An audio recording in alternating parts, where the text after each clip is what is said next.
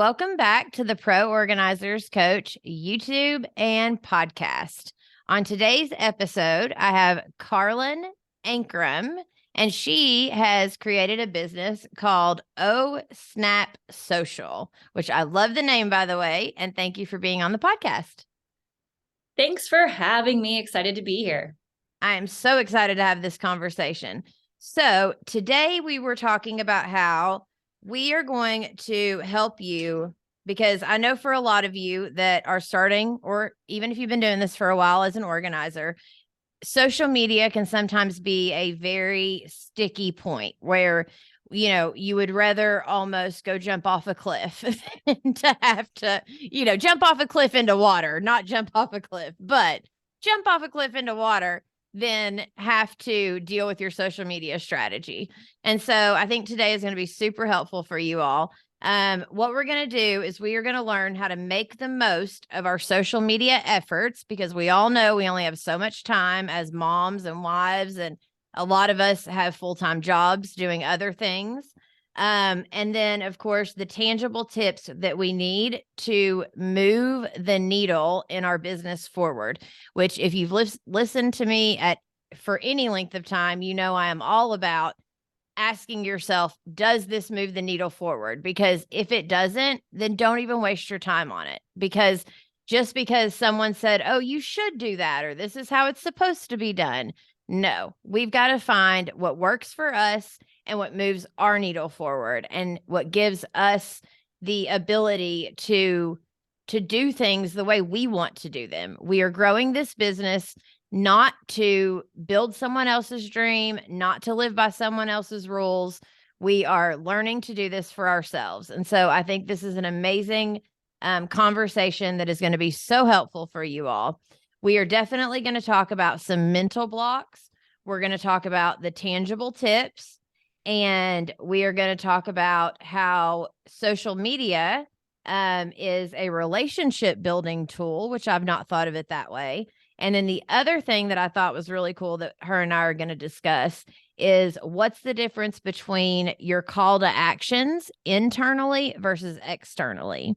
So, Carlin, if you don't care, do you mind to tell us just a little bit about you, kind of what you do, and then we'll hop right in. Absolutely. Carlin Ankrum. I'm the founder and lead strategist at Snap Social.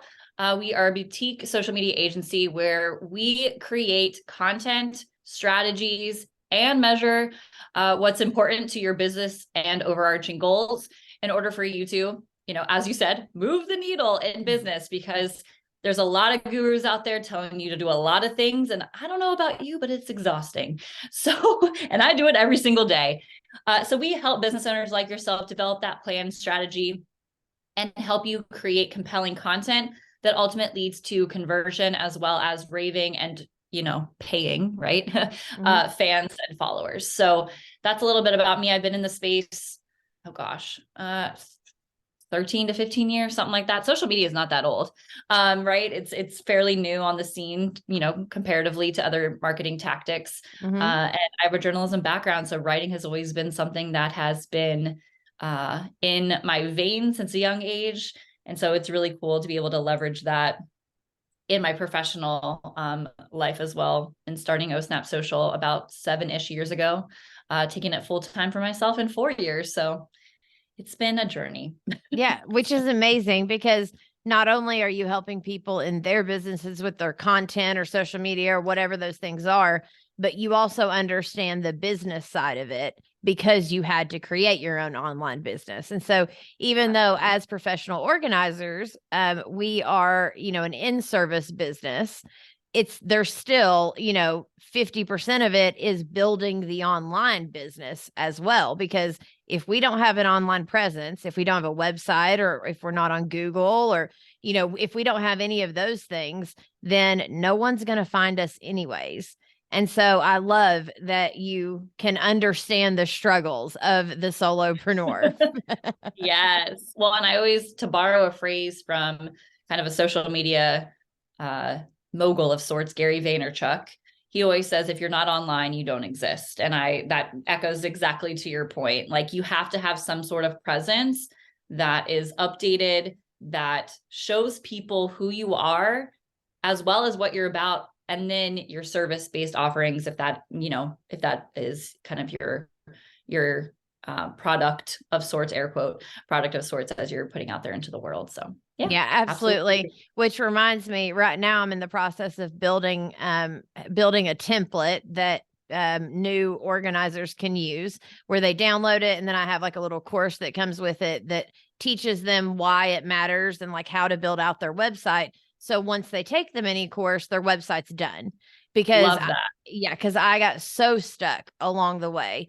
And it's so hard when you are getting information from so many different places.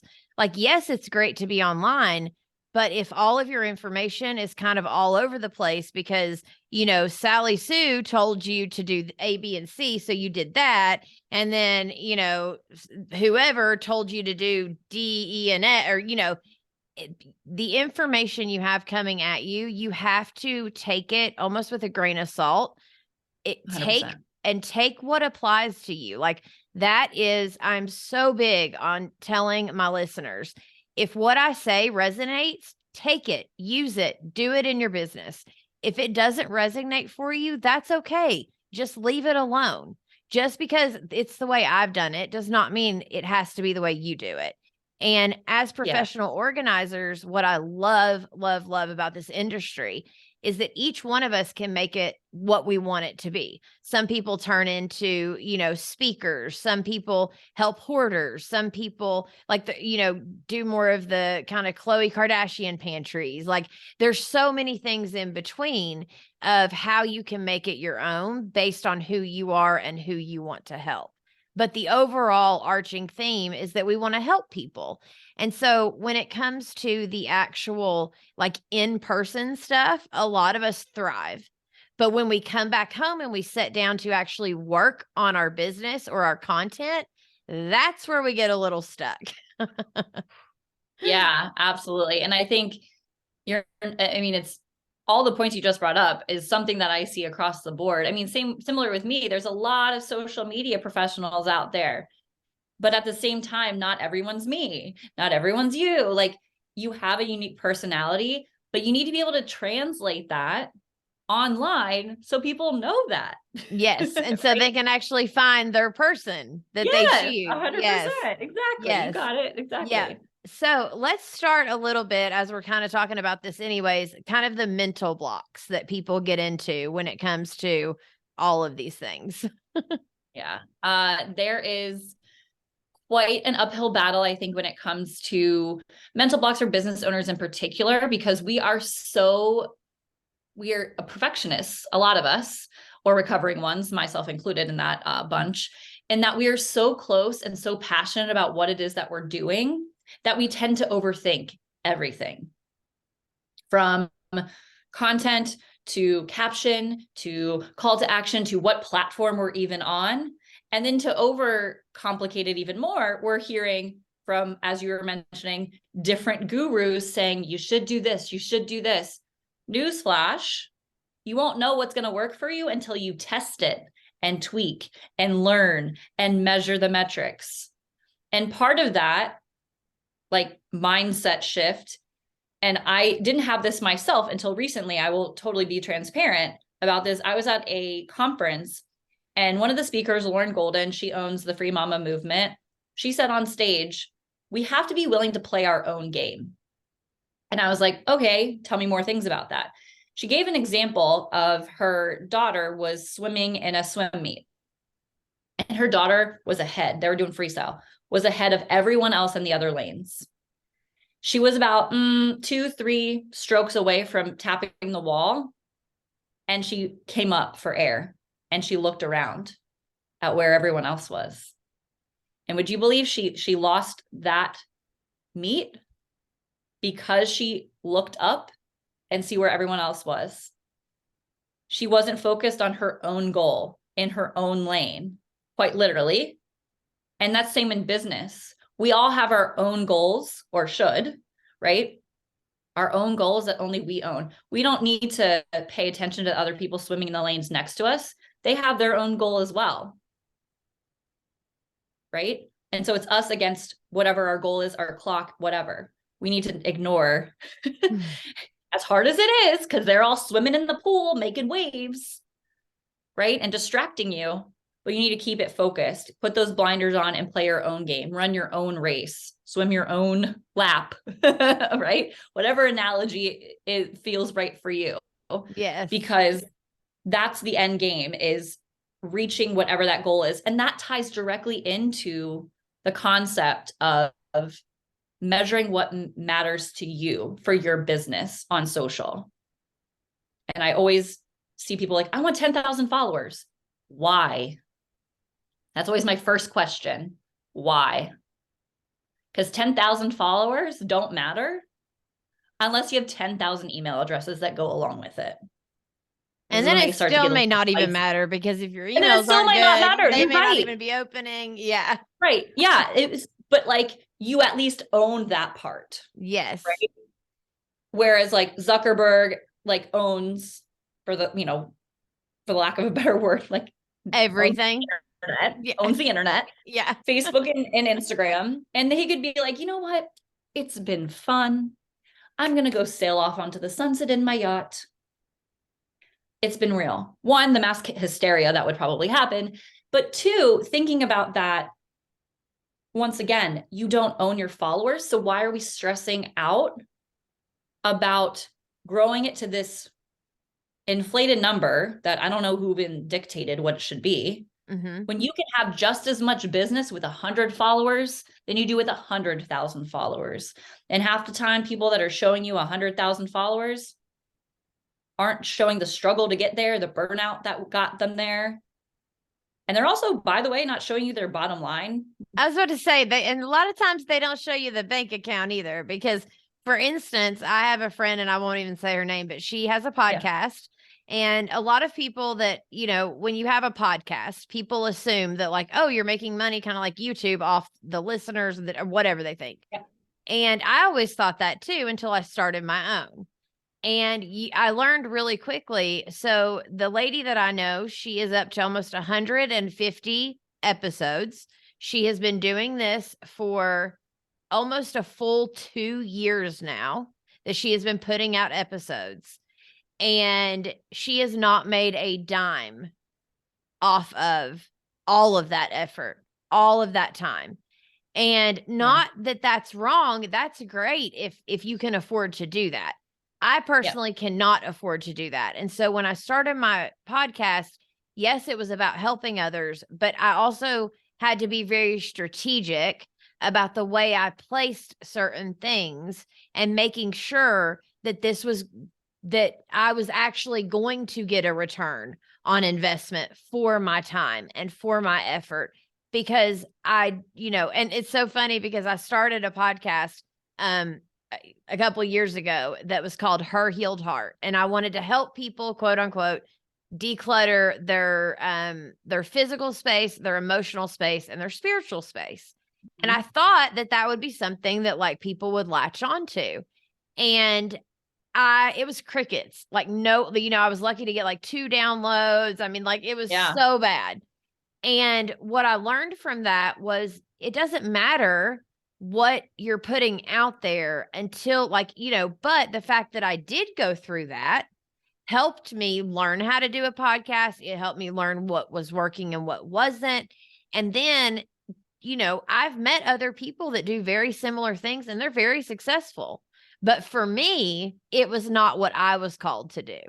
It was not my zone of genius. And it felt almost like pushing a boulder up a mountain every time I was trying to come up with content, where now that I'm doing the Pro Organizers Coach and it's something I'm passionate about and that I'm living as a professional organizer myself, now it's like content comes to me left and right. And I have a membership where, women pay me, and monthly we meet like 6 to 8 times throughout the month. I talk to them, help them grow their businesses, and we support one another. But just, I've set it up in a way that like, it feels good to me. It matters. It's in alignment. Yes. Yeah. And you can feel the difference when you are in alignment with the content you're putting out and with your mission. compared to when you're like, well, I should quote unquote be doing this. This is what, so-and-so's doing. So let me try to mimic or what, however we come up with those ideas, but we can feel when it's not working. And I've seen this play out in real time with one of my clients who thought she should be doing, example, Instagram Reels audio trends. It didn't feel authentic to her. I could tell, but I couldn't tell her any different, right? But the numbers were showing that it wasn't aligning, and her audience could tell too. And I think that's even a bigger point to what you just said in terms of, yes, do what feels in alignment, what goes with your goals. But at the same time, if it doesn't feel in alignment with you, your audience can tell too. Like they know also. Yes. And so just keeping that in mind, and that should almost help those that are listening kind of breathe a sigh of release, that you don't have to be anyone else but yourself.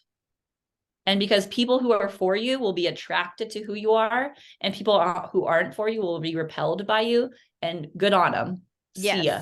Yes. And there's so many people out there that I think when we first starting, we almost have that scarcity mindset of, oh, in my area, there's only so many people that need a professional organizer. So I better hurry and get all of them because I'm going to run out of people. And what I say to that is, we are Americans and we are never going to stop having clutter ever. Yeah. Period. Big some problem here. Yeah. Right. Yeah. And the more that, like Amazon and these places that can just bring stuff to our door, the more and more stuff that people are accumulating, which is good. Not good for them, but good for us that we have job security. And it should also I also want to remind real quick, and then we'll hop to the next topic, but I want to remind the people listening that if you don't get a job, or if there is someone that reaches out or whatever that is, or, sometimes it takes a little bit more time in the beginning to get those first one or two clients than what we think it's going to. It's completely natural. Like that is just part of the process.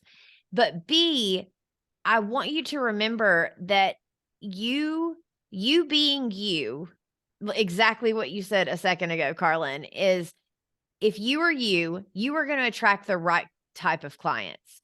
I don't know how many times that I have had someone reach out and my kind of gut intuition feeling was, this is not the right client for you. But because I'm a business owner, my thought was, well, I need the money, so I better take this client. And every single time that has happened, by the time we're done with our sessions, I'm like, never again will I ever do a client like that, because they just weren't in alignment with me and with my mission and my goal and who I am. And so even if you get those clients, you're not going to be thankful that you got them in the long run anyways. So it's just not worth it. Like being genuine is really what's going to get you where you need to be in business. And I think at the same time, having a goal, as you mentioned, having a goal of why you started this business, I think that's something that has totally been reframed for me in the past couple of months. Why did I start OSNAP Social? I started it so I would have time freedom to spend with my family when that happened.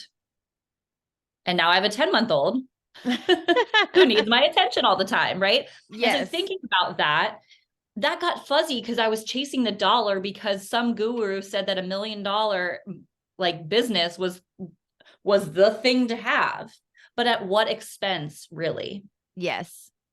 So, yeah, absolutely. And figuring out those things. And I'm glad that you bring that up, because in the big course that I'm creating, I really would like to have, because I'm very big as a life coach on mindset and on those types of things. Yep. It's very important in business.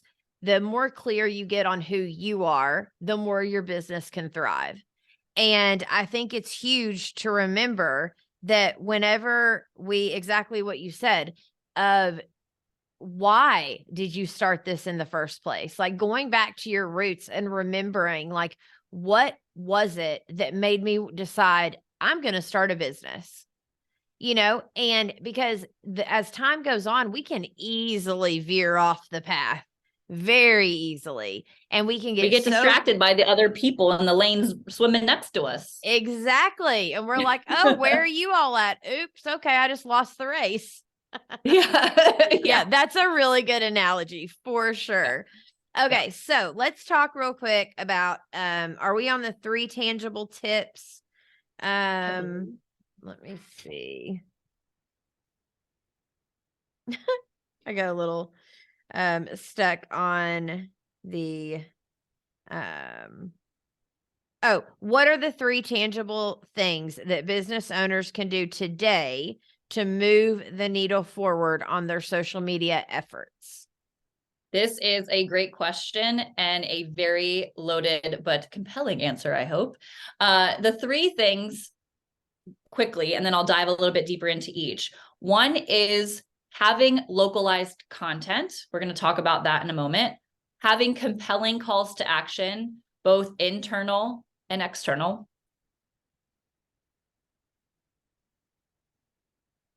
Okay.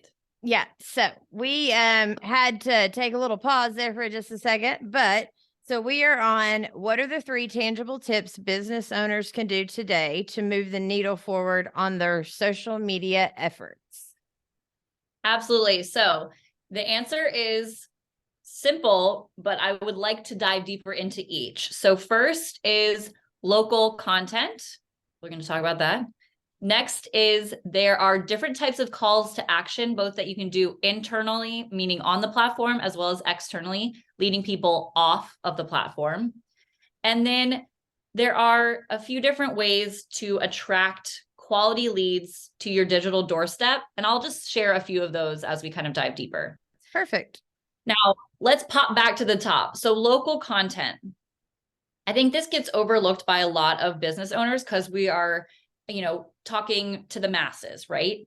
But what we need to realize, especially from a pro organizing level, is we're helping people within our own community and thinking about where does our ideal audience already hang out.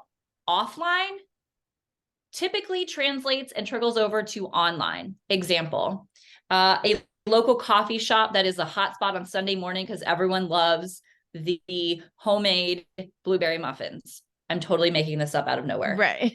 This would you would want to engage with that local coffee shop on, say, Instagram, leaving comments, relevant comments, not just emojis, relevant comments there to show that you're part of the fabric of the community. Because 9 times out of 10, people will scroll the comments, because sometimes, let's face it, the comments are more entertaining than the actual content itself. Mm-hmm. And they're looking for other people who are like-minded like them. And so that gives you another visibility point for people to be attracted to what you have to say as a human and as a business owner over there to then pop on over to yours. And I will say, if you are not already in your bio on Instagram, for example, make sure that you have your location there specific, because I can tell you, I've found people that I love to follow and maybe I want them to come to my house to do something, and I have no idea if they're local to me or not. And they make me go down this path of trying to find that out. Sometimes it's not even on their website, right? I'm not saying that's anyone listening here because I know you set them up for success. Yes. But thinking about that, right? How can you engage within the online space, meeting people where they're at already on social? Because people go to social media to be entertained, not necessarily be called out for maybe the hoarding thing that they have in their den, right? Right. Ooh, that's me, right? And so thinking about that from a local perspective, also taking the time to geotag your content will help people find you better, as well as thinking about branded hashtags that are location specific. And that could be, from the county all the way down to the city, state. I would also then think about positioning yourself in your own content at those hotspots. So if for me, every Friday, I tend to work outside my house. I go to a local coffee shop that I like. I take a selfie. Hey, what are you doing to change up your workspace today? Or where do you like to work? And people will leave comments. I'm like, I'm going to go to there next, right? And that helps me tag that local business that maybe I'm trying to get as a client or people in that general facility or vicinity. Yeah. That way I'm showing up in their feeds as well. So just kind of thinking different strategies to position yourself in your geographic area and really narrow it down than the whole internet. It's really focusing in on those different pockets of the neighborhoods that you want to work in. Because I don't know if it is anything where you are from. Like I'm from in the Northern Virginia area, there are different pockets that have different types of people, and not all are created equal. And so maybe I only want to work with someone in this particular area. So go to those hotspots online, engage there. Yeah. Can I say one thing I love about that tip is because a lot of people that I've heard on podcasts teach like, oh, go onto other people's platforms and give good information and like, become, and which is true. Absolutely. You should do that, but like not go in and be like, I'm an organizer, want to hire me? Like, no, we don't do that. But what I do like about what you're saying is because sometimes, especially when you're first starting out, it can feel very overwhelming to go in on someone else's platform and like give good expert advice when you are just getting started yourself. You're a newbie. Like you don't know what the expert advice should be that you should even be sharing. And so I like the idea of instead of it being about what you know already, using it more as, oh, hey, I'm here. Like, what are you all doing today? Or, look at my office for the day, or look at my, mocha frappe I got from such and such. I love when I get to visit here, or whatever those things are. And making sure that, like you said, if in your bio, it has like, what you do, who you are, and where you live, then if someone clicks on that, and you could even get a little creative of like, I'm at the coffee shop working on my website for my new professional organizing business. You could throw in a few little like hints that here and there of why you're there, but you just to keep it from being salesy. So I love that, like that thought. And then just being being part of the fabric of the community. So when you're going, say you pop open that I'm going to keep using the coffee shop example, that coffee shop Instagram, and they have this gorgeous latte art. You can literally comment as your organizer account, right, on the comments there and say, ooh, that looks great. I'll be right over, like whatever. And then people see all the comments and they're like, oh, professional organizer Sally, I need to go follow that person, or who's that person? And they click and they discover you. So it just gives you another point of discoverability, and also helps you integrate yourself within the fabric of the community as well. Yeah, that's amazing. Okay. So the second one. Calls to action. What do you want people to do after they absorb your content? They need to take some sort of action. And there's two different types of calls to action. One is internal, meaning it's on the platform itself. So if you think about it, the two behaviors, I'll just take Facebook and Instagram as an example. Facebook, people are used to external calls to action. Learn more by clicking here, and they go somewhere else. Internal is more acceptable, I'll say, on Instagram. As an example, drop a thumbs up emoji if you agree. That helps the engagement there, helps your piece of content bubble to the top of the algorithm as a valuable piece of content, right? So if you want to up engagement on your content, you're going to want to insert more of those internal calls to action. If you want to drive traffic, if that's your goal, is to drive more traffic to your website, then you need to think about what are the external calls to action. Learn more. Download this thing, right? Click over here, join my email list, book an inquiry, externals all day.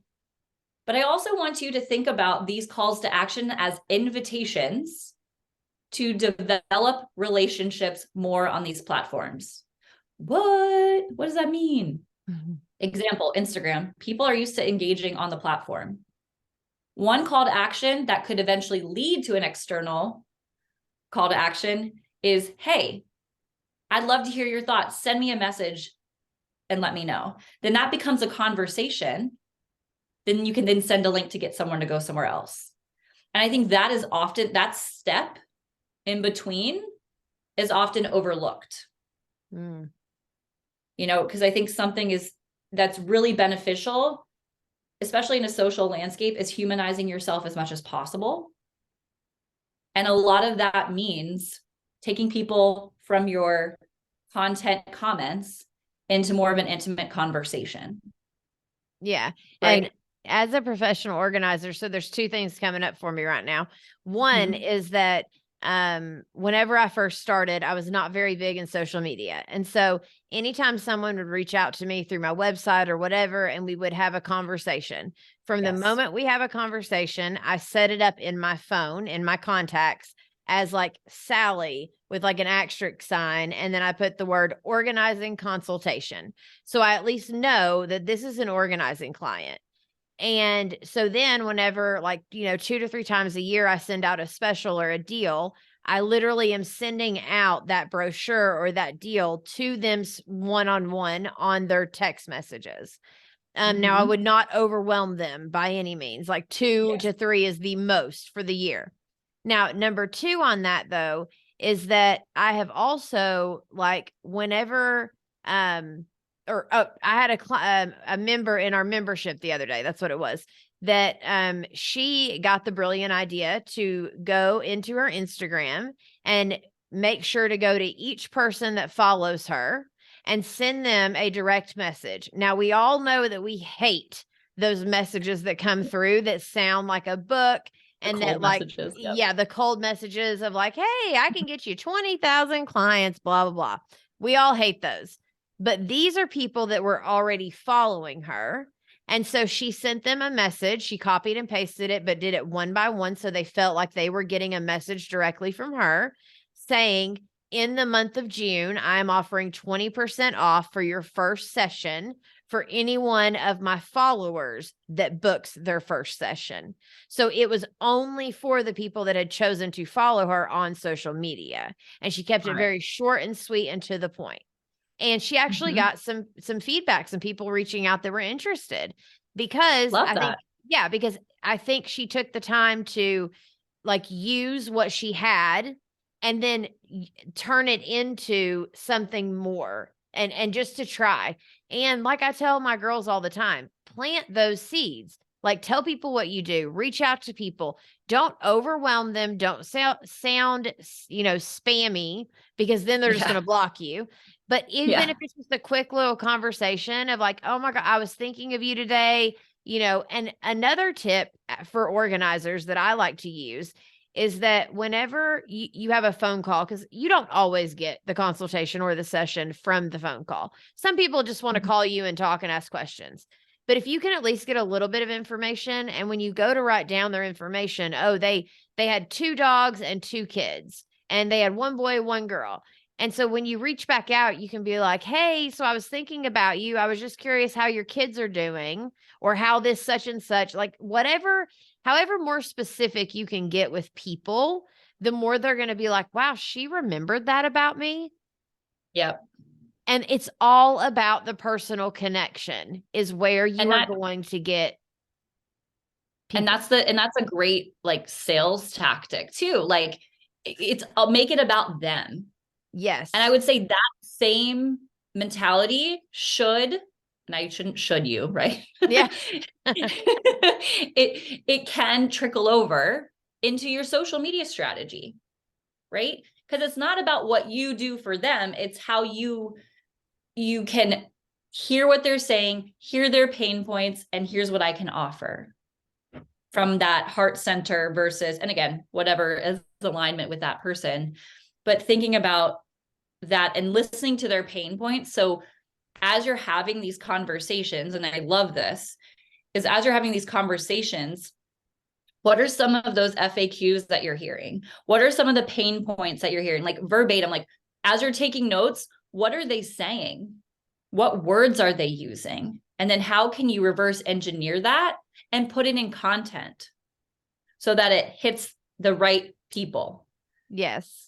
With their own words, because they're telling you what their pain points are. Yes. And especially when it's a client, like anytime I've had a client that are the type of clients that when I walk away from a session, I'm like, oh, I love these types of clients.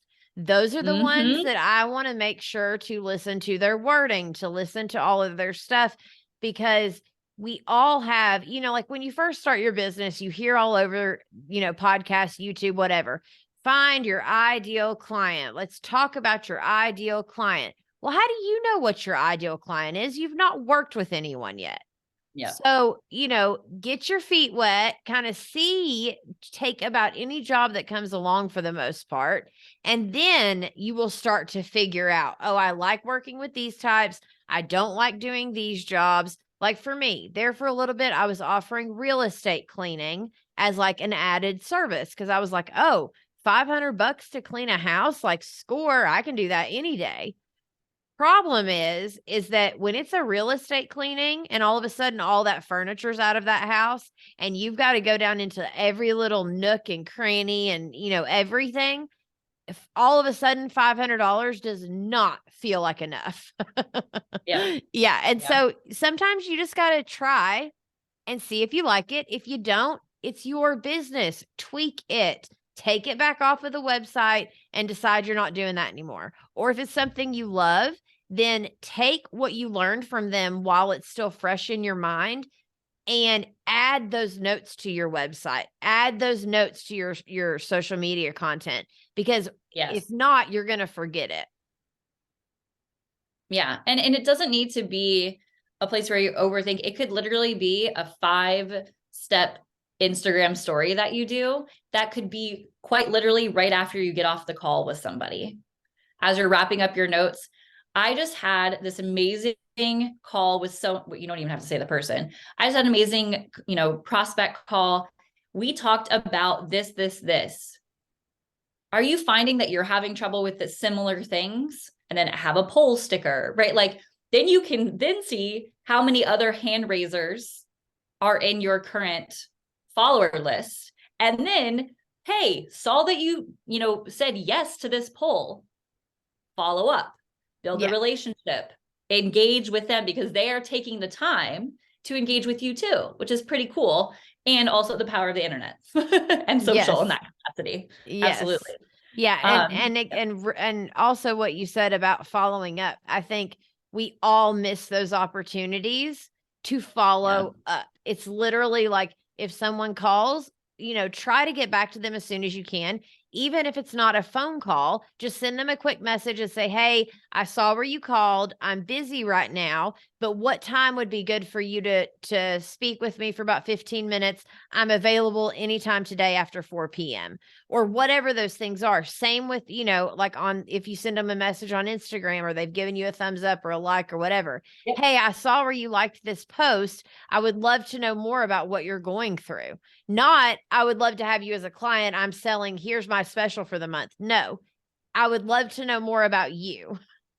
Yep. Give value. I think the takeaway there is give value, and then ask for the sale.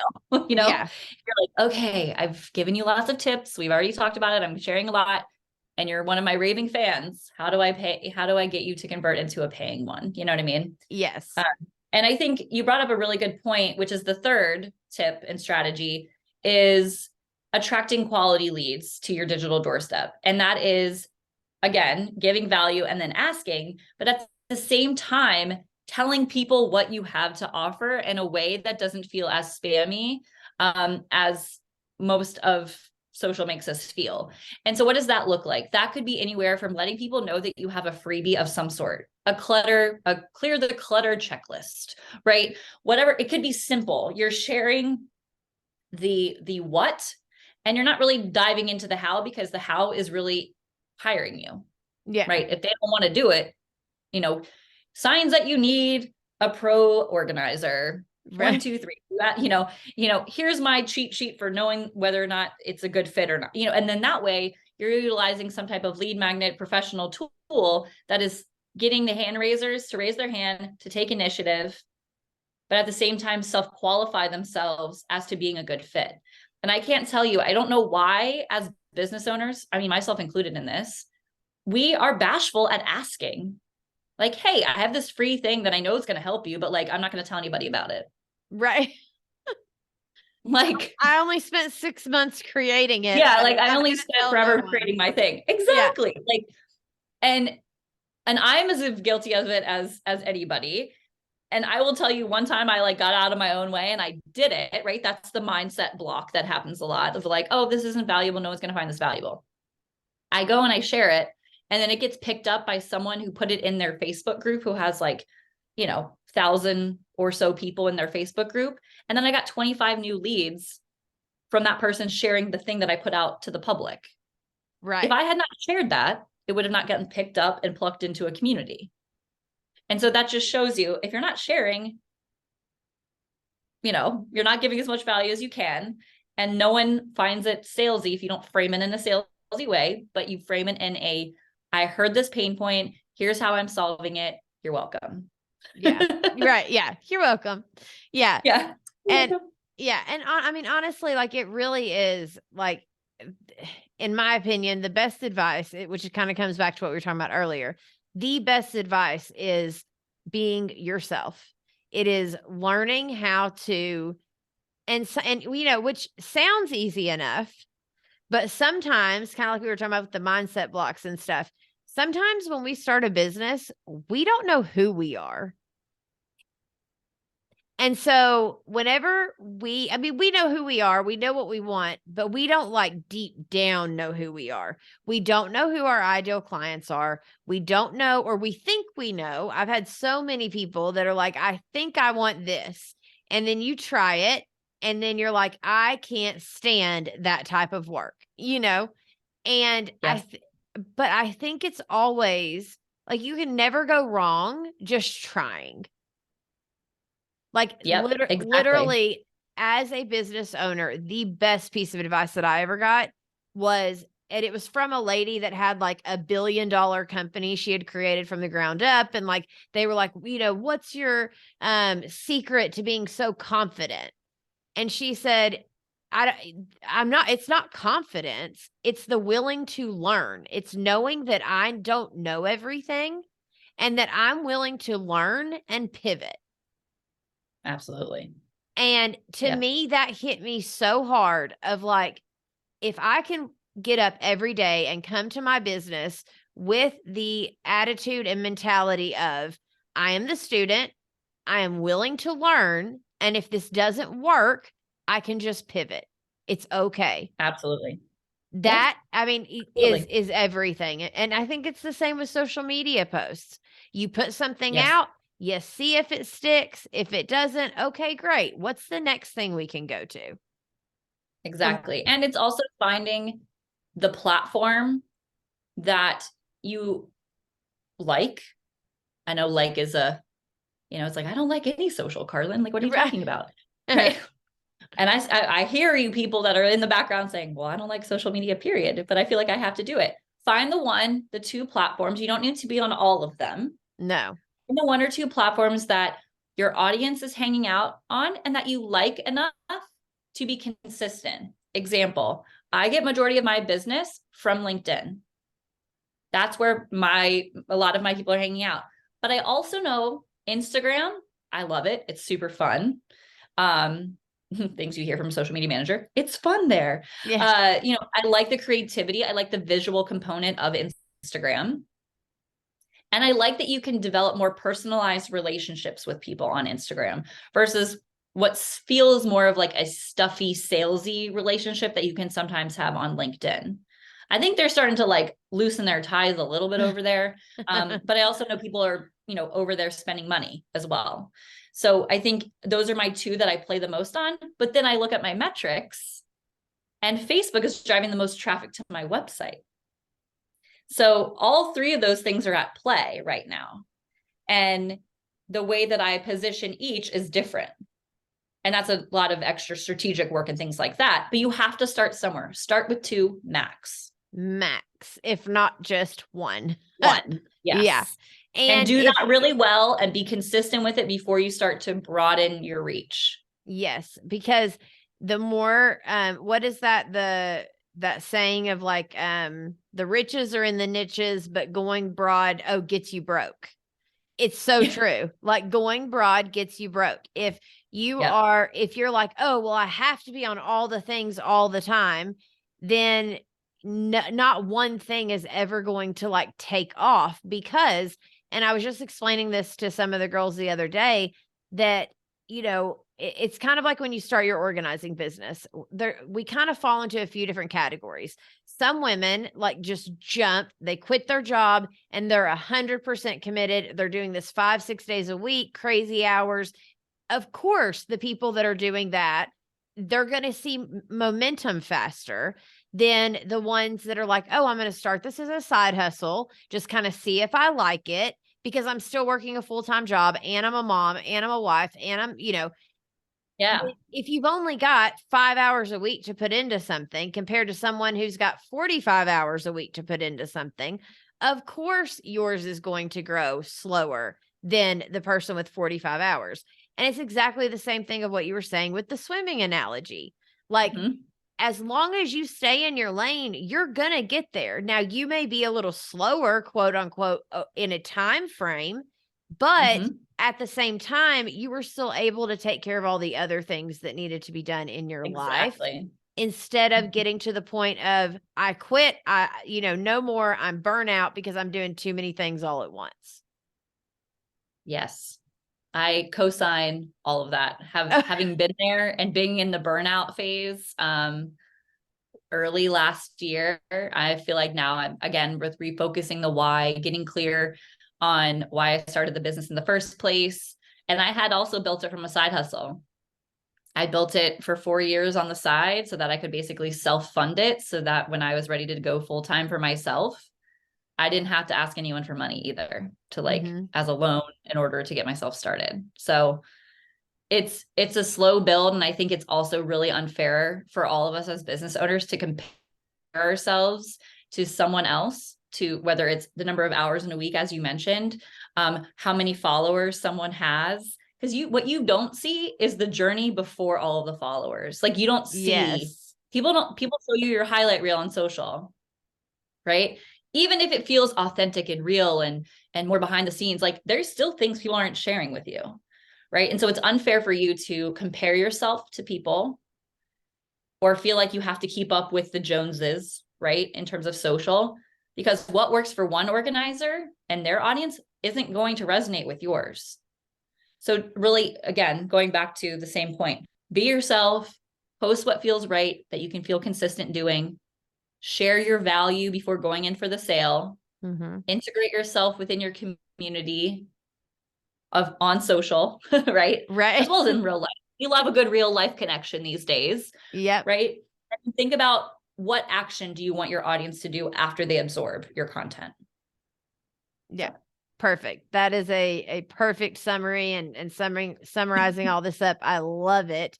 And, real quick, I just wanted to say, like, I am so grateful for what you do, because there's a lot of us out here that this is like not our thing. And so I'm so grateful there's people like you that it is your thing, because we definitely need the help. We definitely, need what it is that you are doing. And so tell us a little bit about where people can find you, what it is you're offering, that kind of stuff. Absolutely. osnapsocial.com/resources. I have a lot of free downloads over there. I have some paid, like pulse check audits, so you can really see like what's working, what's not working, so that you can then pivot your strategy towards success, so that you're leading with intention, right? We love, being purposeful with our efforts, especially when it comes to our goals. And then for solopreneurs alike, I love doing content in a snap sessions. And really what that means is we meet one-on-one on Zoom and we craft content together in about a 2-hour time block, with the intention of getting 15 to 36 pieces of content done and dusted, so you don't have to think about it anymore. Wow, that's amazing. So what does that run, or how does that work? Do you have like a Calendly link that people can find you on with your website, and then? Yep. On my website, there's a book like a book a call, and it'll ask you like, what are you interested in? And you can select content in a snap, and we can go from there. And I typically do like an intro call with people just to see, where are you wanting to focus on the event, as well as what is your expectation? What are you looking for? What are the challenges? Because I like to cater those, because essentially they're like VIP sessions of sorts, right, where I can cater it to what you want to work on. Do you want to work on only reels? Do you want to work on only carousel posts? Do you want to redo your LinkedIn? Like, whatever it is, we focus that session on creating that content so you can feel set up for success, with the idea of having, again, 15 to 36 pieces of content, a quarter's worth of content if you were to post 3 times a week, which honestly, I think that's plenty. Yeah. Like every day is great, but also we have businesses to run, myself included. So thinking about that going forward as well. Yeah. Well, and the reason I was asking is because that's amazing, because I absolutely need help with that kind of stuff. And so as soon as we get off of here, I'm going to go on there and look and see if I can book a call, because when it comes to, there's 2 places I'm getting stuck. One, and I know if I'm getting stuck, my girls are getting stuck too. Right. And so one is that I'm getting stuck on, I guess kind of like the, not the before and afters, because I've got those down. But when it comes to like the video before and afters, that's where I get a little stuck, is like I don't know if that's reels or what that would be considered. Yep. But when it comes to being able to like take a video of what it looks like before, how do I flip that and then like almost snap my finger and it show the after? Because I think those are amazing to watch, like so good. Yeah, and they're engaging, they hook you in, and they show the social proof of like, here's the before, here's the after, and it's as easy as that. Yeah, right. Not seeing is all the hard work behind the scenes. Exactly. But that's what people want to see, right? They want to see that instant, because in today's world, and I'm sure you can attest to this, instant gratification. Oh yeah. Yes, absolutely. Yeah. And then the other place I'm getting stuck is, as I'm building out this course, I actually have been creating a slideshow that I have been wanting, because I want the course, like what I want is the template, and, they download the template for the website, but of course they still have to fill out the parts that are them, like, their story and their testimonials and their stuff. And I teach them how to get that. But in the course part of the mini course, I am trying to create a slideshow on Canva that goes with that. And there's just a few little places that I'm getting kind of like, I love Canva. It's just Canva has now created so many options for so many things. I'm starting to get a little overwhelmed on, exactly what I should be putting where. And so more than likely I will definitely be heading over. And if you are listening and it sounds like that's something that you need, definitely go over. Give me again your website where they go. osnapsocial.com. That's ohsnapsocial.com. Perfect. So go to osnapsocial.com. We'll have the links inside of the show notes and down in the YouTube description. And Carlin, thank you so much for coming on and explaining all of this awesomeness to us. And I would love to have you back again to explain some more, because I know that there were so many different directions we could go in today. And so maybe here in a few weeks, we'll try to schedule another one and go dive a little deeper on a few different things that would be helpful. That sounds great. Thank you so much for having me. And for you listening, we will see you in the next one.